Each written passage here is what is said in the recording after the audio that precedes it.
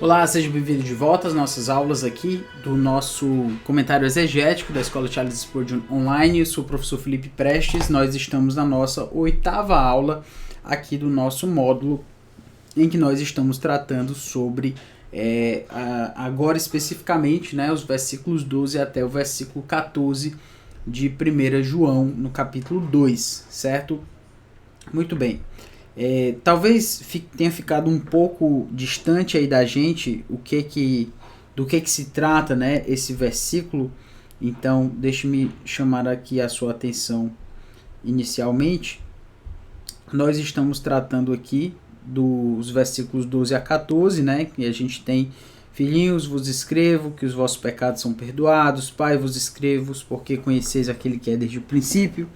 Jovens, vos escrevo porque tendes vencido o maligno, e tudo isso. Então, João aqui ele traz um caráter, certo, de uma espécie de não de exortação, mas de encorajamento, tá, a esses irmãos que estão precisando aí de cuidado, já que eles estão recebendo muitas investidas contra a sua própria fé, contra o evangelho verdadeiro. Então, por essa razão, João escreve para eles: olha, vocês têm vencido o maligno, vocês conhecem aquele que é desde o princípio, e tudo isso é o que a gente tem colocado aqui. Então, agora sim, a gente vai partir para o versículo 14, em que, depois de ele ter falado, dos jovens, dos pais, é como se agora ele retomasse a sua fala, certo? Então é como se ele repetisse isso. A gente vai ver que ele, de uma certa forma, repete esse conceito aí que ele está querendo trazer de crianças, pais e jovens. Lembrando que filhinhos, crianças, é quando ele está querendo se referir àqueles que são a todo mundo. Pais, ele está querendo se referir aos que são mais idosos, os que têm mais idade, os que conheceram pessoalmente, provavelmente, o Senhor Jesus Cristo, ou tiveram um contato mais próximo enquanto ele ainda estava aqui na terra, no seu ministério.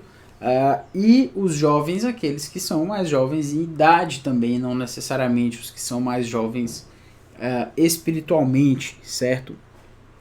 Então a gente tem aqui égrapsa, hemen, paidia.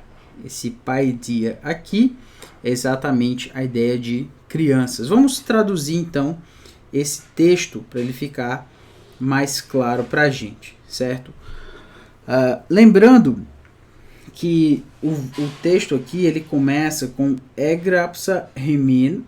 Eu vou tentar traduzi-lo aqui do lado, porque se eu for traduzir aqui de cima, talvez não fique tão claro para a gente. Então vamos traduzir aqui. Vamos tentar aqui de uma forma que fique melhor.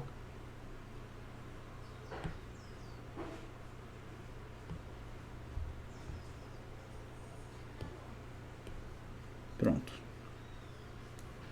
Desse jeito a gente traduz um embaixo do outro e depois faz uma junção, tá? Vamos lá. Nós temos aqui égrapsa hemen paidia hot egnocate ton patera. Vocês, filhinhos, têm conhecido o pai. Égrapsa hemen pateres hot egnocate to arres. Então, tendes conhecido aquele que é desde o princípio.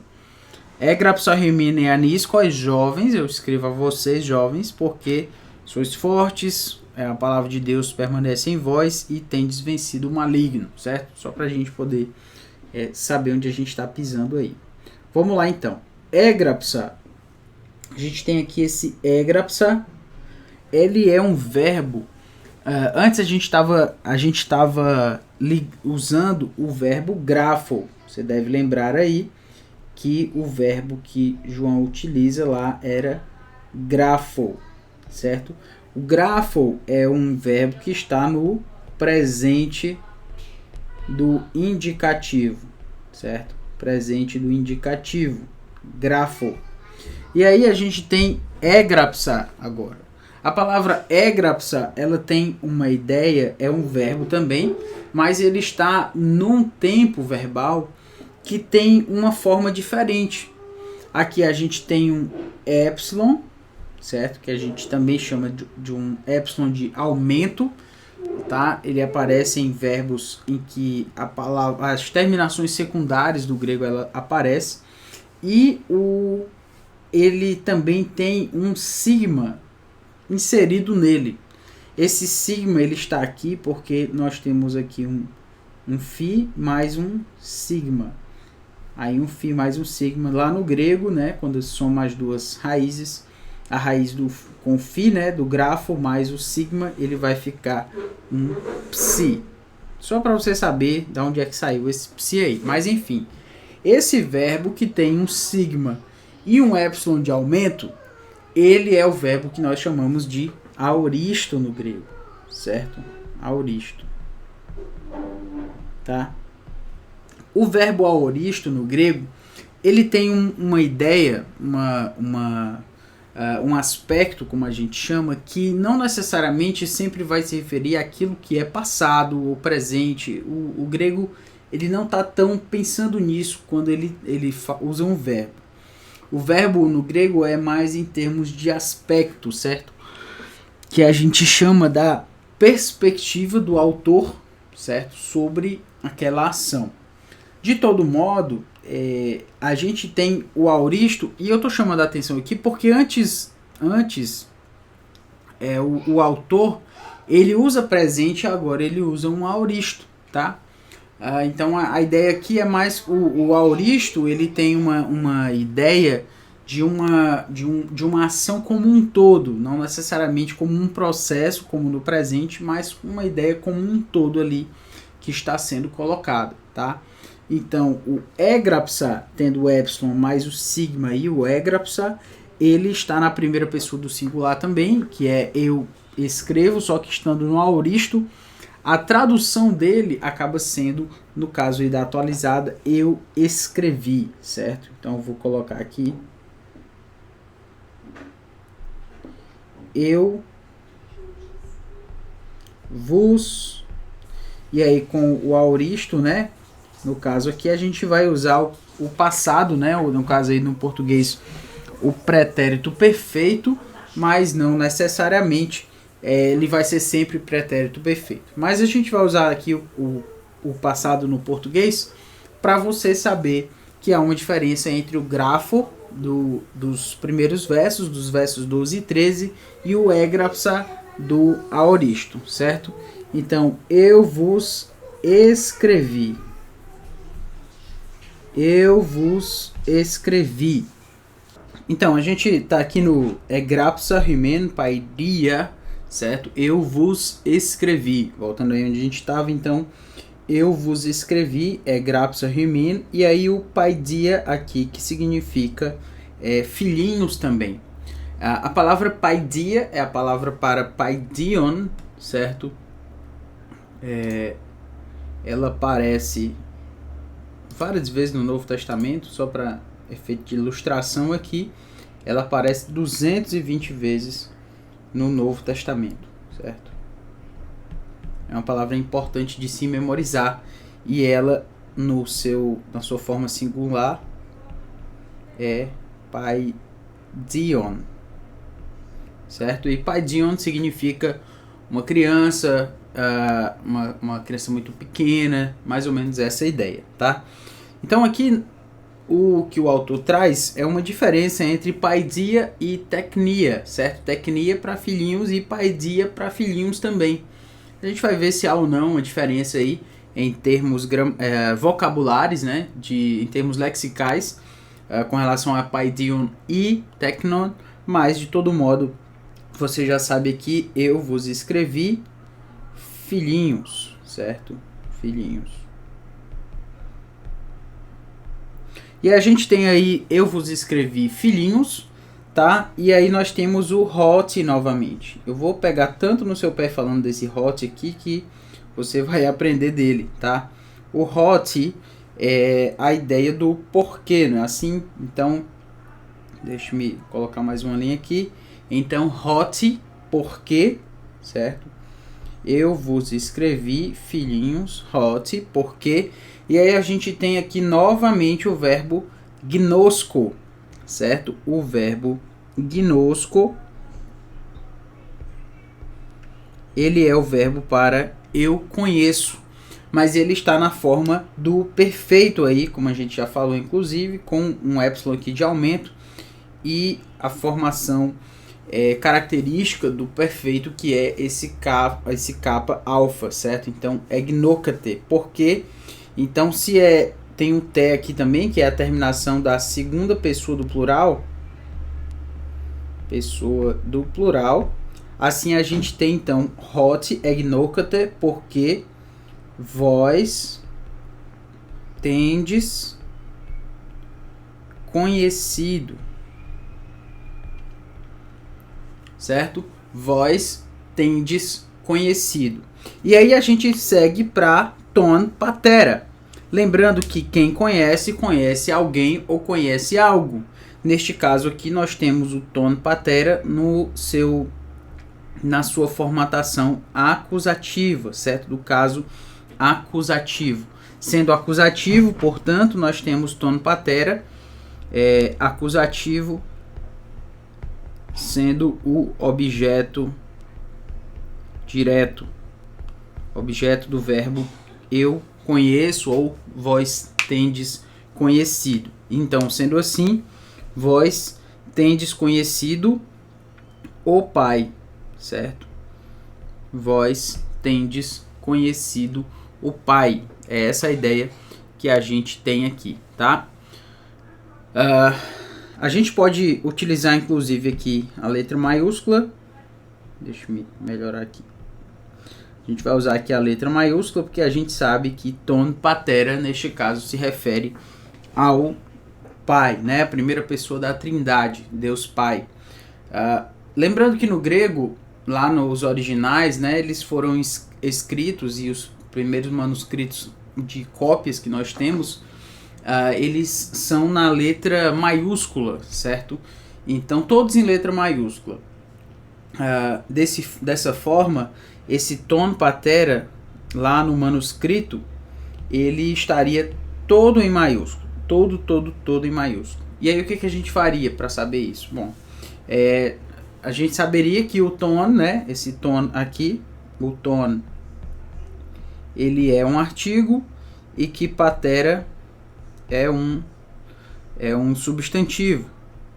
Então essa separação aqui, esse nosso espaço que a gente tem entre uma palavra e outra, ela é algo inferido quando a gente vai lá para olhar para os manuscritos, tá? Então só estou falando isso que quando a gente insere, quando a tradução, no caso aqui a gente tem a atualizada, né, fazendo isso, deixa eu abrir aqui o texto novamente, mas quando a gente tem a atualizada trazendo a ideia do P maiúsculo, não pense que lá no original tinha um Pi maiúsculo, tá? Lá no original tinha um Pi maiúsculo, mas o resto tudo era maiúsculo também. Então, quando a atualizada ou qualquer outra tradução insere uma letra maiúscula como essa, por exemplo, para espírito também, espírito com E maiúsculo, ou P com P maiúsculo, isso é uma indicação interpretativa, certo? É uma indicação de que a versão está dizendo para você, olha, nós entendemos que esse P aqui é maiúsculo porque se refere a Deus Pai. Não tinha lá no original. Ah, professor, então você está dizendo que a tradução está errada. Não, ela tem que colocar mesmo. Faz parte de uma tradução interpretar. Quem acha que uma tradução não interpreta é uma pessoa que não tem o menor entendimento do que é uma tradução, muito menos do que é uma tradução acerca dos originais, né, da língua original em que a Bíblia foi escrita. Sim, as traduções elas existem juntamente com interpretação, porque sempre que nós traduzimos, nós interpretamos, é a nossa visão daquilo que foi colocado.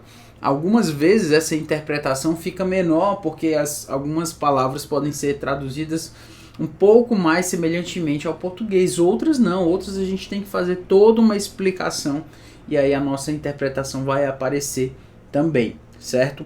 De todo modo, só estou colocando aqui para você saber que esse P maiúsculo que nós colocamos, ele é uma escolha interpretativa nossa, em que nós estamos indicando esses filhinhos que conhecem o Pai, Deus Pai. É isso que se quer dizer com esse tono patera. Muito bem. Filhinhos, eu vos escrevi porque tendes conhecido o Pai. Agora nós vamos para essa outra seção aqui, certo? Que é a seção falando sobre os jovens. Vamos lá. Deixe-me agora escrever 2 linhas aqui pra gente. E vamos então adiante. Vamos lá. Έγραψα χημίαν. Como a gente já explicou, a gente não precisa tomar tanto tempo nisso, mas aí a gente já sabe então que έγραψα, epsilon de aumento, e o sigma alfa aqui, o sigma e o alfa aqui característicos da forma aorista. Então nós temos έγραψα, eu vos escrevi. Escrevi, hymn, que aqui é vos ou para vós, certo? Eu vos escrevi ou eu escrevi para vós. Eu vos escrevi, e aí a gente tem pateres novamente, certo? É interessante porque ele acabou de dizer que os filhinhos conheciam o pai, e agora ele está falando pateres, não mais com relação a Deus Pai, mas em relação aos pais, no sentido daqueles que são mais velhos, certo? Como a gente já colocou isso também, não precisa aqui, como se diz, chover no molhado, né? Então, eu vos escrevi, pais. Lembrando que essa é uma forma vocativa, certo? Então, eu vos escrevi, pais. E aí a gente tem novamente o hot. Nessas alturas do campeonato, você já deve saber que o hot será o nosso porquê. Então, hot, porquê. Então, é interessante novamente, eu já chamei algumas vezes a atenção para esse verbo aqui, o verbo gnosco, certo? Que vai aparecer aqui novamente. O verbo gnosco. Professor, por que o senhor está tanto chamando a atenção para isso? Bom, se você lembrar um pouco, quando a gente trata sobre 1 João, a gente fala sobre uma resposta a uma certa filosofia, religião, certo? Um espectro aí filosófico religioso um espectro filosófico religioso que a gente tem nessa época, a quem se está respondendo. É algo que está no início, não está totalmente definido, mas já está ali de uma certa forma aparecendo naquele meio. O que é isso então? Que filosofia barra religião está ali entrando dentro, está entrando naquela comunidade que os divisionistas estão trazendo? Tem a ver com filosofia, tem a ver com religião? O que é isso? Bom, você já deve ter isso aí na sua mente, que é o gnosticismo.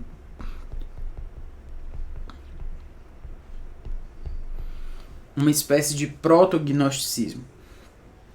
Aí a gente pensa, e o que isso tem a ver com o que a gente está falando aqui? Bom, eu estou falando de um verbo aqui. Qual é o verbo? Gnosko, que aparece aqui novamente. Egnokate. Vocês têm conhecido o Pai, vocês têm conhecido aquele que é desde o princípio. Se você pensar um pouco, os divisionistas que traziam ensinos gnósticos, eles diziam que eles tinham um conhecimento especial. E João está enfatizando, vocês têm conhecido o Pai. Vocês têm conhecido aquele que é desde o princípio. Se você não notou ainda, o que me parece é que João está enfatizando o conhecimento. Um conhecimento que era arrogado por aqueles mestres divisionistas, falsos mestres, mas que ele está dizendo, olha, vocês aí da comunidade, vocês já têm esse conhecimento.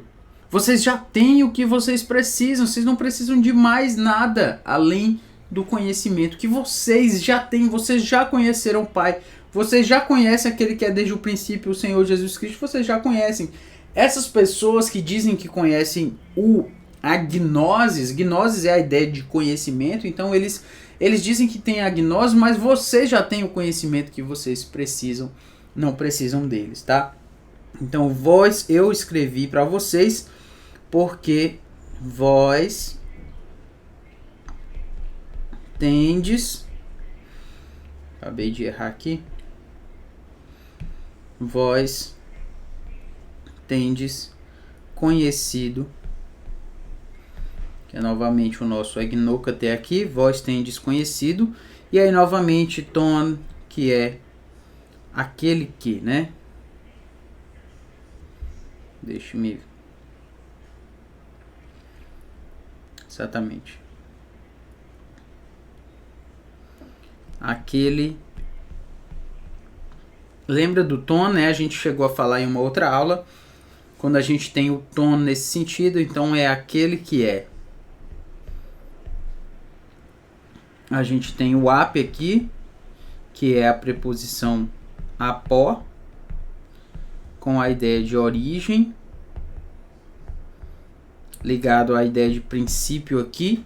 Então nós vamos ter aqui, vós tendes conhecido aquele que é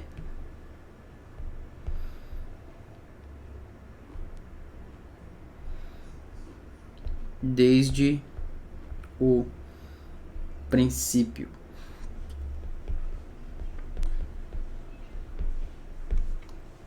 Ou seja, a ideia do conhecer, ela está presente aqui, certo? Nós temos o conhecer aqui, vós tendes conhecido, e nós temos o conhecer aqui, vós tendes conhecido.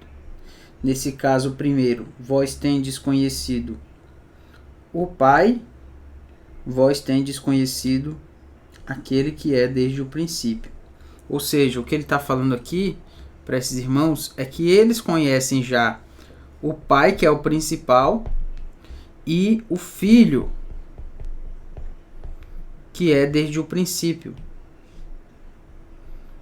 Ok? Então eles não precisam de um conhecimento especial, superior, mais dinâmico, mais poderoso, ou seja lá, o que os divisionistas quisessem ensinar para eles. Eles não precisam disso. Eles já têm o conhecimento de que eles precisam, certo?